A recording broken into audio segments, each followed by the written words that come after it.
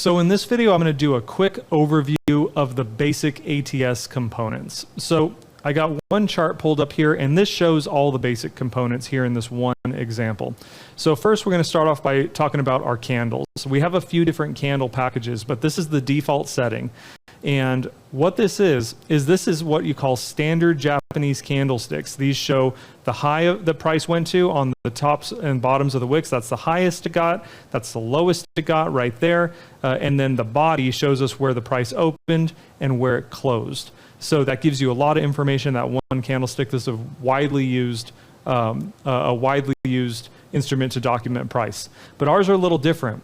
We use what's called Heikin-Ashi color smoothing on top of standard colors. Now, Heikin-Ashi we didn't invent.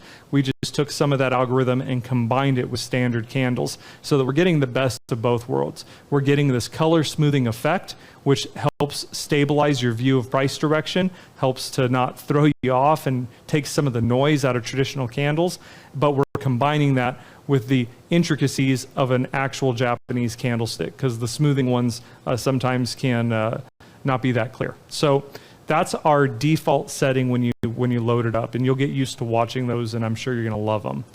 The next component is our boxes here.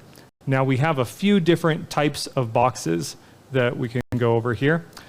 First, we're going to start with our gray boxes. This is our basic contraction boxes. Those go to red.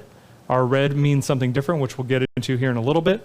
Our red ones turn into green boxes, and then we also have our green boxes with the red outline.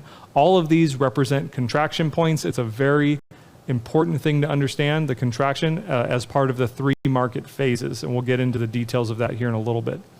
Now, accompanied with those boxes is these white lines.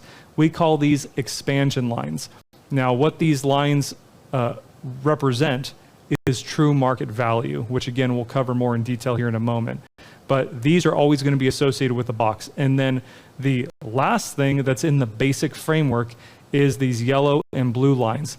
This right here is a sell liquidity line, and the blue ones are buy liquidity lines. These are going to show us the outer edges of the market where traders' stop losses likely are. Now, this is really important part of the methodology, because where traders have their stop losses is where market makers and the banks take advantage to push price and get the best deals and the best entries. So you'll see how those play into the big picture here soon.